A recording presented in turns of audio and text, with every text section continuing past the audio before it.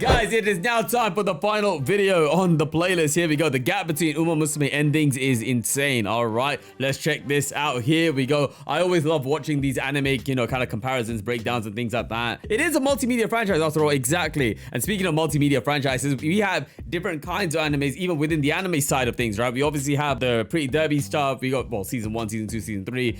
So the OVAs, we have the movie, the OVAs that precede that, and also Cinderella Gray. Not to mention Star Blossom manga as well. There's a lot for people to, there's something for everyone, essentially, is what I'm trying to say with Umamusume, right? And here we have the gap between Umamusume endings is insane. Thank you very much for this video. Let's check this out. Like I was saying, I always love watching anime breakdowns, comparisons, and things like that. So if you guys are interested in more, let me know in the comments. You know what to do. Show up on our Thursday Uma streams as well. And if you're also interested in my reaction to the anime, we've actually done every single piece of Umamusume anime content there is over on Patreon as well. So be sure to subscribe and follow us there. Would love to have you there. I'm also watching Girls Band Cry right now. Some Umamusume finales are incredible. Some should have ended a few episodes earlier. I didn't realize how big that gap was until I rewatched all of them. Because going into this, time? I thought I already knew what my number one pick was going to be. Damn, man. I was wrong. So today, we're ranking every Umamusume finale by one question. Oh. When it ends, does it feel like an ending? Okay. Emotion, execution, payoff, okay, all of it matters. I will actually say, I've only seen all of them once, right? So I'm not 100% sure. This will be a good retrospective for me as well. And for a couple of these, except for the movie, I've seen that twice. It isn't just one episode. It's what happens right before it too. All right, let's get into it. Starting at the bottom, BNW OVA. And look, I had problems with this entry from the very first episode. I wish I could tell you the ending redeemed it. It doesn't. The problem with this finale is simple. Nothing is earned. It builds around a relay race, which means splitting screen time across a huge cast. Right. This one felt more like a fun OVA kind of thing for me. But none of it lands because none of these characters were properly built up in this story. And then the character arcs fall apart. Taishin's entire struggle with inadequacy resolved off screen. What? We don't get some profound realization from her perspective. No turning point, no payoff. She just gets over it. And then the race ends, not with a winner, but with 3 disqualifications. Every team disqualified. The one redeeming funny moment in this whole episode is Hara Uhara doing the winning concert alone because everyone else got DQ'd. Actually, a genuinely funny moment that made me laugh. No climax, no resolution, just a reset button. Yeah, really I think that was the point. I think that was the point of this one, right? It was meant to be more of a the Osaka high comes after the fact. It's set up for season 2, not a payoff for the BNW story. Even the ending concert gets stripped down to slideshow frames over the credits. After every other entry delivered a full animated concert, this just feels empty. That's the core issue. This finale doesn't know who it's about. It doesn't resolve what it set up. And it doesn't leave you with a single moment worth remembering. F tier. Next up, we have season 1. I'll be honest, before I rewatched this, I genuinely could not remember who the winner was in the final race. And now I know why. Because there wasn't one. Season 1 makes a structural gamble. It doesn't end on its climax. The race against that's what, I was gonna say. I mean, yeah, because Special Week is the winner, but then they have the dream one as well, right? Right. And the final episode is a cooldown. That can work, but only if the climax delivers first. It doesn't. Special Week's climax race is against Broy, the French champion, the true final boss of the season. The show builds her up as an insurmountable foreign threat. And then the race starts, and she never actually contests Special Week. Not once. The dreadful music is telling you to feel scared.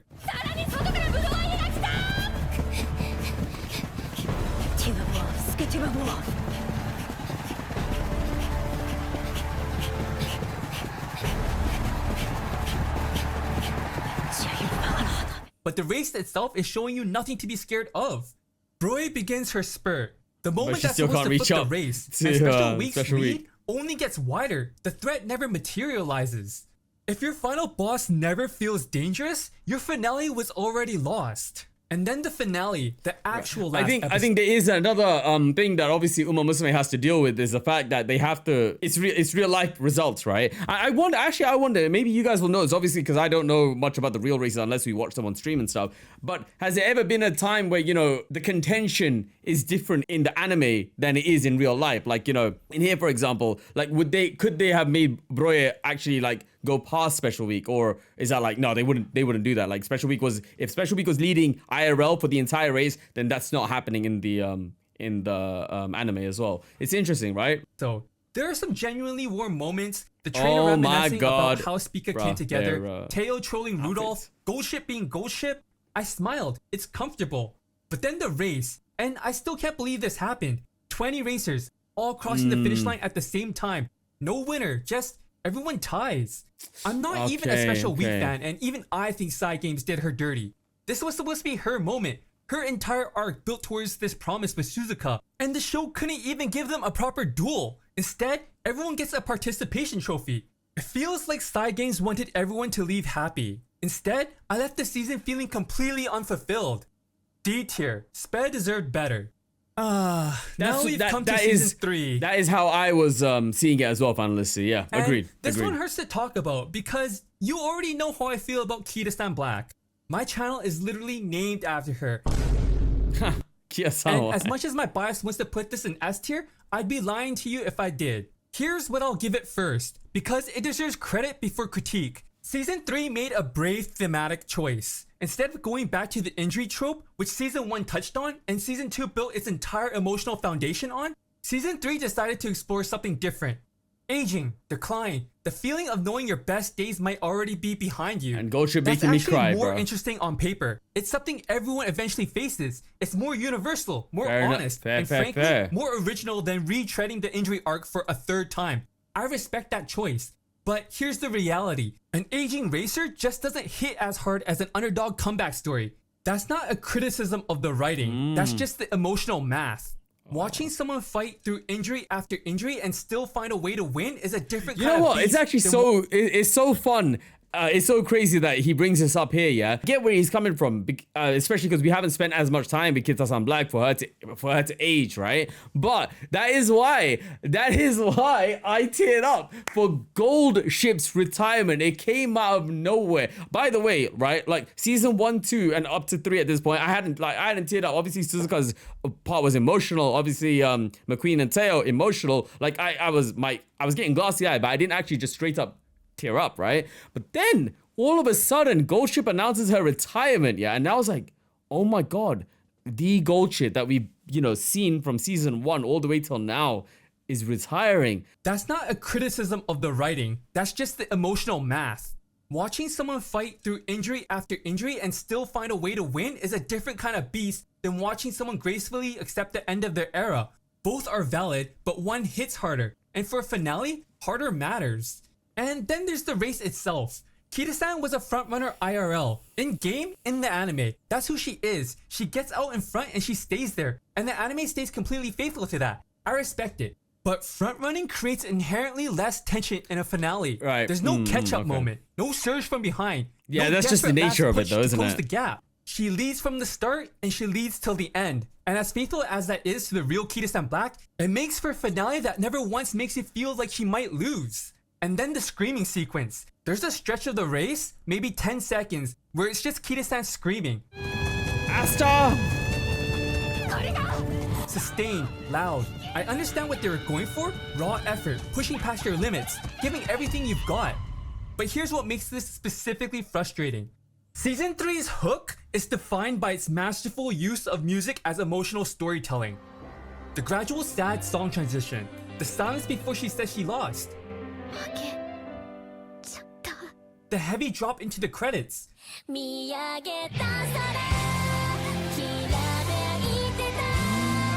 That hook works because the music does the emotional heavy lift. Genuinely, if I've learned anything now, yeah, it is so hard to keep first place. Like every front runner I've seen now in races, is bro, they get passed up, man.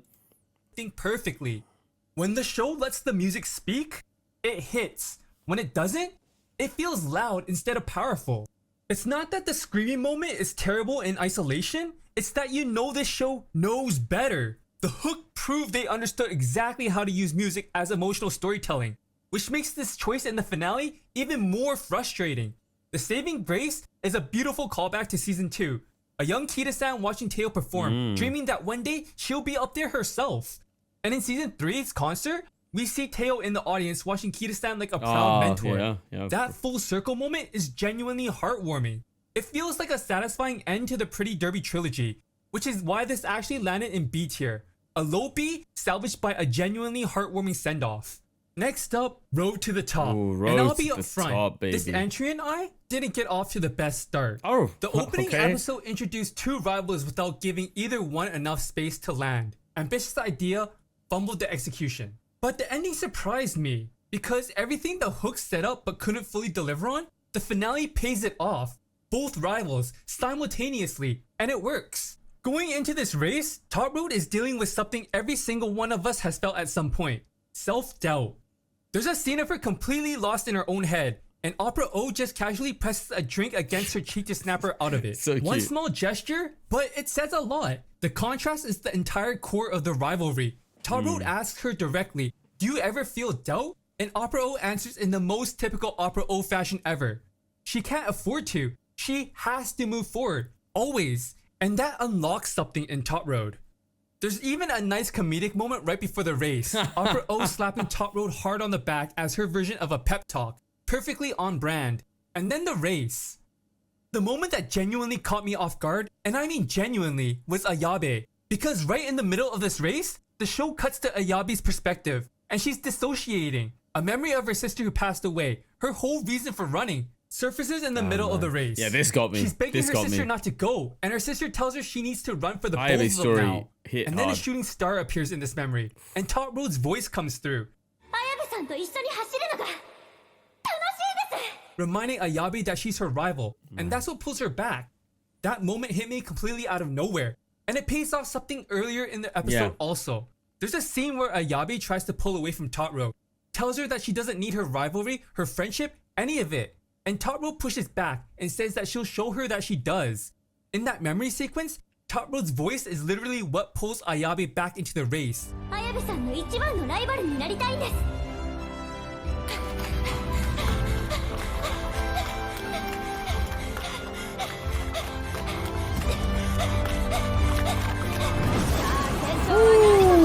Yeah, that was That's sexy. not accidental. That's a full circle moment that was planned from the beginning. It's clean and it works. Top Road wins. The three of them take an ending photograph together. Opera O, Ayabe, Top Road, three rivals, all fully realized. Road to the Top came into this list as an entry I had real reservations about. It leaves as one of the more complete endings on this list. The ending did what the hook couldn't. It gave both rivals the space to fully land. Solid B. I wish I could put this higher, but what's coming next? Those endings don't just land, they hit. Now we're getting into the good stuff. Cinderella Gray Part 1. I want to start with something that doesn't get talked about enough. This finale makes you feel two completely opposite things at the same time. You're devastated for Ogre, and you're in awe of Tamamo Cross. That's incredibly hard to pull off, and this episode makes it look effortless. Going into this race, Tamamo has been built up as the final boss. Damn. Not just strong, untouchable. And Ogre knows it. There's no false confidence, no bravado. She understands exactly what she's walking into. And what follows is one of the best race sequences in the entire franchise. The early stages are electric. Expectations piling onto Ogre. The moment she makes her move, you can see the fear on the faces around her. Even Tamamo acknowledges it. Oh, Lord, だ right? な。怪物。 That God, line tells I you mean, everything. She Bruh, wasn't Sin Gray, one of my favorite animes of all time, man. It's up there with Haikyuu for me, bro, for favorite sports anime. worried. Damn. She was waiting for Ogre to actually show up. And then last spurt kicks in. Oh my I'll just god. say it. This is the best racing soundtrack in the It is entire so Umamusume perfect. It's franchise. so perfect. It doesn't just play under the race, it is the race. Yeah. Every step forward, every shift in the momentum, it all hits because the music carries it. The first 10 seconds of the track has one of the best final boss builds I have ever heard. The tension in the strings, the landing of the horns, and when they both come together, the hype is through the roof. 10 out of 10, no questions asked. But here's where the episode elevates itself. Right when it feels like Ogre might close the gap, the show reminds you Tamamo is mortal too. Her legs are cramping. For a moment, you think this is it. Yeah. This is where Ogre catches her. Yeah. And then Tamamo breaks through. Something implied to have only been achieved by the select few before her. The screen cracks. Lightning tears through the frame. Rudolph and Marozensky confirm it from the sidelines. 玉のクロス私たちの仲間入りね She doesn't just so hold the well lead, done, she man. transcends it. Oh And my suddenly, god. from Ogre's perspective, everything different falls level. apart. The track warps, her footing's gone, she can't even run straight. And you feel it. Yeah, with Musaka's commentary. Even then, she's not that far behind. No screaming, no collapse, just a quiet moment between two competitors who gave everything they got. And somehow, that makes this loss hurt more. And then the final gut punch. Her classmates think the loss has broken her. Her seat is empty, no Ogre in sight. And then the door slams wide open, completely dirty, hair a mess, Locked in, completely ready for unbothered. the She rematch. wasn't grieving, she was training. And then the final shot. Same frame as episode 1. Same light, same wind, but it doesn't feel the same. In episode 1, the shot introduced you to Ogre Cap. It was an arrival. Here, it is a rebirth. It's a statement. She lost, she got humbled, and she's already moving forward. That's how you turn a loss into a statement. That's not just a great ending, that's a complete character arc. Solid A tier. Yeah. Next, we have Cinderella Gray Part 2. I'll just come on and say it. The Arima Kinen final showdown between Tamamo Cross and Ogre is the best race sequence in the entire Umamusume franchise. Before the race even begins, we get a standoff between Ogre and Tamamo, and the aggression in Ogre's voice alone was enough to give me chills. 勝つのは私だ目標にするのはもうやめだ今日ここで君を超える No. Tamamo Cross makes a declaration that flips the race before it even begins. Everyone knows you can serve energy until the final corner. Tamamo doesn't care. She starts her spurt my early. God. That choice alone tells you everything. She's not here to win. She's here to dominate. As a reminder that you're not just up against anyone. You're up against Tamamo White Cross. Lightning, bro. The White Lightning. And true to her name, Lightning begins radiating off her body as she cuts through the pack one by one. Last spurt kicks in, and you already know how I feel about the soundtrack. And then, slowly, the music shifts into something darker, more ominous, as she closes in on Ogre, and this creates an interesting dynamic. For the entire show, Ogre has been the one chasing Tamamo, applying the pressure, hunting her down. This race flips that completely. Now Tamamo is the one coming from behind, and the show makes a point of showing you that shift through Ogre's perspective. 今までレースは弾を後ろから見てきたが初めて体感する背後 Yeah. The one being chased. For the first time, Ogre isn't in control of the race. She's reacting to it. And that shift makes everything feel unstable. She tries to push forward, create more distance so she isn't swallowed by the beast from behind. Doesn't work. Tamamo stays right on her tail. You can hear the exhaustion in Ogre's breathing. Voice acting is so well done, man. オグリキャップついに先頭に立っただがタマモクロスも期待がついそう Visually, it's already clear. Tamamo's lightning against Ogre's nothing? She doesn't stand a chance. Not yet. And then Dicta Striker enters the fray. Dicta Red Striker's droplets moving. floating in the air. Oh, Easily God. the coldest entrance in the race. Yup. She's been bleeding Come the on. entire time, and instead of weakening her, it defines her. Brother. This isn't just another competitor. This raises the ceiling of the race itself. Because now, it isn't just one zone, but two. Giant kanji across the screen. Bullets firing in every direction. She even gets her own soundtrack that matches her raw brutality.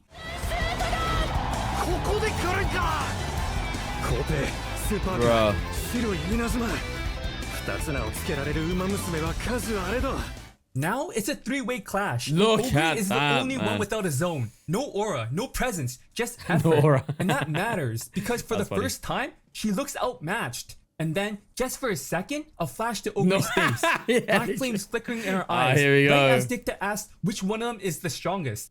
The show is already telling you.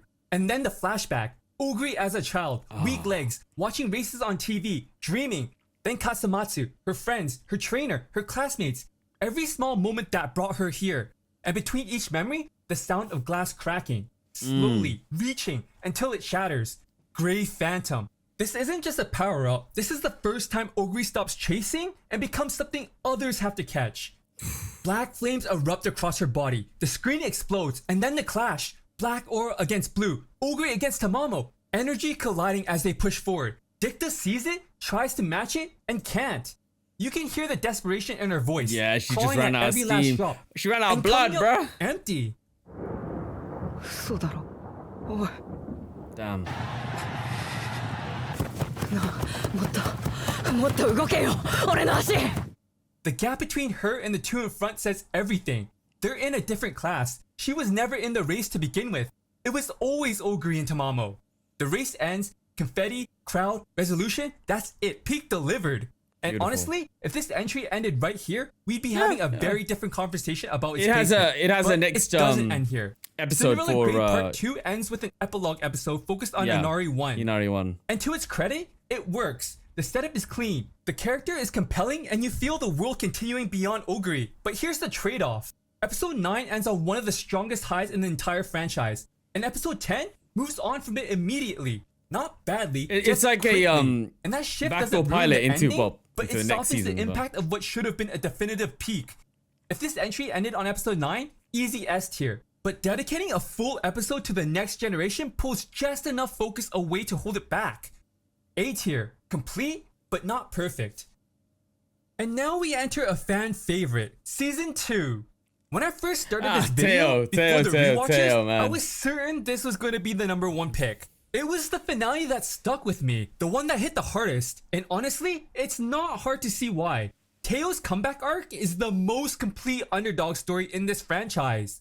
Not just in what happens, but in how it's built and how it pays My off. queen. The girl who broke down on the track, convinced she'd never race again. It was is so here. good, man. It was so And that freaking moment good, dude. still hits. Because that's what this race means before it even begins. Nature. And then the race starts. The music doesn't let you settle. This isn't a victory lap, it's a fight. Teo is the underdog, and the soundtrack makes sure you know it. 本番のレースやっぱり全然違う The doubt is everywhere. In the crowd, in the announcers, even in you. Her last race was over a year ago. 13th Damn. place. You're not just watching her overcome the field, you're overcoming your own uncertainty alongside her. Meanwhile, McQueen can't even be there. She's watching on her phone. man. Even she can't bring herself to believe in the miracle. Until she remembers Teo asking her to come watch her final race. And then something shifts. She goes because this finale understands something important. This comeback isn't just Teo's. Then McQueen's Haya as Hai well, makes man. her move. The music turns heavy, ominous. It feels over. レディックアスを動いているかおっとここで身を振り付けが仕掛けてきた For a moment, the race looks exactly how everyone expected. Like the comeback was never Yeah, really to defeat possible. The music Yuya Hai cuts, Hide and as then well. the queen Oh my arrives. god. She pushes through the crowd, looks up, and freezes. Because Teo is still there, neck and neck. The music comes back. The announcer catches it. 東海帝王が来た東海帝王が来た Even the narration doesn't Tokate trust what it's seeing. And that disbelief mirrors exactly what you're feeling in that moment. And then Teo, her lungs are burning, her legs are gone. She The doesn't double take care. is so good, man. 絶対に譲らない絶対に絶対に絶対は僕だ I've always been the type to cheer for the underdog, and in that moment, course. I was screaming for her. That simplicity is exactly why it works. My queen! It feels human, not heroic. The music peaks, the announcer explodes, and she crosses the finish I line. love that shot, The man. music stops just for a moment, and then it comes back. Such good art, though. 1年ぶりのレースを Did Nice Nature get third in this one as well? Hold on. Line. The music stops just for a moment, and then it comes back. Yeah, she did. Oh, man. 1年ぶりの Gotta レー love ス Nice を Nature, man. 制しました東海帝王 That pause forces you to sit with the win before the celebration hits, to actually feel the weight of it. And when it does, it's not just relief, it's release. Everything she went through, the injury, the doubt, the Yeah, heartbreak, man. let's go at once. That's what a real comeback feels like. Everyone dogpiles onto her, she gets a standing ovation, and McQueen, who couldn't even be there herself, is standing in the arena crying. She made it, and so did Teo. And then quietly, one of the most important moments in the entire episode, the camera finds a young Kita-san Black in the crowd, watching, dreaming, just long enough for her to say it. いつか私も Damn. It doesn't demand your attention, it trusts you to notice. Just a seed, planted and gone, and in hindsight, perfect. Season 2 ends on the strongest emotional payoff in the entire franchise. And for a ranking built on how hard a finale hits, that's S tier. And now we're down to my number 1 pick. Beginning of the new era. And can I just say, Bro, I did freaking not love this think this movie. entry was going to land as high as it did. But God, after this is rewatching such a good everything, movie, there's a layer man. to this ending that I didn't fully catch on my first watch. The crystal necklace. Lingering just long enough for you to know it matters. At the start of the movie, it's clear, focused, a single direction, this was so one good. goal, to become the strongest. But after Jungle Pocket loses, and worse, never gets her rematch because of Tachion's retirement, the crystal becomes clouded. She's trapped, not by the loss itself, God, I keep but freaking by love the that. version of herself that lost. The what if version. The one that never got closure. And that's exactly what the conversation between Fuji and Poke is about. Poke isn't just dealing with self-doubt. She's haunted by the fear of never reaching what she set out to do. And in peak Umamusume fashion, we get a conflict resolution with a race. It's simple, but it works. We see Fuji chasing her own shadow, the version of herself before the man. injury. And Poke watching understands man. immediately, because that's exactly what she's she been needs to- doing too. yeah. Chasing a ghost that's no longer attainable. Fuji reminds her, your era is just beginning. And that reframes Poke's entire relationship with racing. The crystal that was previously clouded, previously singularly focused on one outcome, now radiating light in every direction as Poke rediscovers her passion for racing. Infinite possibilities, infinite futures. And then we get to my favorite part in the whole movie, the Japan Cup. Opera O sets the tone Oh my immediately. God, She isn't Opera O, threatening too anyone. much aura She's here, man. inviting them to become the strongest versions yeah, of themselves. I'm actually getting chills again watching this. And I don't know about you, but if my opponent was hyping me up instead of threatening me, I'd actually be more terrified. That's a level of confidence that doesn't need intimidation. And Poke feels it. Parts of her old self start resurfacing. The doubt, the fear, everyone here is strong. And as that creeps back in, the necklace scatters light in every direction. The fear is real, but so is the possibility. That reignites a fire in Poke as she looks onto Tachion across the stadium. Tells her that she's going on ahead. And this is where the music takes over. And then Tachion going for her own run too. Instead of replacing it. That mix deserves a conversation of its own. Where in season 3, the roar replaced the music, here it rises with it, becomes a part of it. Roar of the And then we get to strongest, Poke, baby. standing in a room of mirrors. Oh,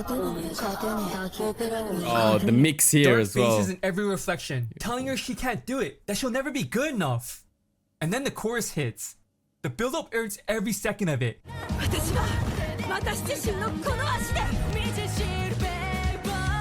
And right as Poke shatters the glass, the song carries you right to the finish.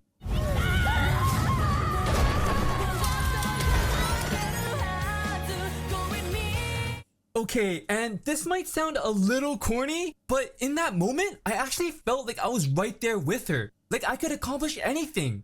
That's the kind of song that doesn't just play in the background, it pulls you in. Oh, I Every love this element movie, landing man. at the perfect moment. That's not a coincidence, that's craft. Camera pulling away, And this room shot. opening up around her, the girl trapped by her own past, finally free. It's the kind of image strong enough to be a wallpaper. Oh, yep, It's the kind yep, of you've image all that said was it. a statement. That's why out of every finale on this list, this is the one that stayed with me long after the credits rolled. I came into this movie expecting to be entertained. I actually said that as well. Like this movie changed my brain chemistry, man. It was just I so left freaking being good, reminded that there's often more than one possibility for the Oh, road man. ahead. That's not something I was expecting to learn from an anime about horse girls racing. That pushes this into my number 1 pick. Alright, that's my full ranking. At the end of the day, a great finale doesn't just close the chapter on a story. It makes you feel like the story was worth telling in the first place. If you're new here, the channel is called Kita-san White for a reason. If you couldn't already tell, I'm a little obsessed. Stick around, there's Love more it, coming. love Hit it, love it, subscribe love if it, you want love to see it. more. I'll see you in the next one. All right, yo, thank you very much for that banger video, man. Appreciate it massively. As someone who's watched the entire anime as well, this is very entertaining to watch too. I've already seen the movie twice now. Absolutely love it. It's goated. And overall, Cinderella Gray is my favorite sports anime. One of my favorite sports anime, right next to IQ of all time for me. So perfect. But love it, love it, love it, love it. And with all of that being said, though, I appreciate the other seasons for what they were. We had a great time watching all of them, man. Season 1 to 3, BNW, Road to the Top, the movie, and Cinderella Gray as well. So yeah, I had a blast watching it with you guys. Thank you very much as always, and thank you for this banger video as well. Appreciate it. You are king. Dream, 조선은 탄조, 조선은 조리어 받고, 결혼마시 로스, 바바시 get by the 비가, yeah. 하나 사간, 스가시 바나시, 카나 스토리, 원하시 drop, yeah. Matai toi, you king, tatai toi. I do it for the fam, I do it for the team, yeah, I do it with my hands. Team one till we're hand, and all you got go eat so 3 ratchet poke time to bam. Gag verse gas so too, back at either time to go though. Gag side dollar don't know me, Joe, we all want explosion, bam. No doubts the bills are cruising, pure cash from the white that I'm moving, never losing. Self care with the yellow make it for the bleeding and bruising.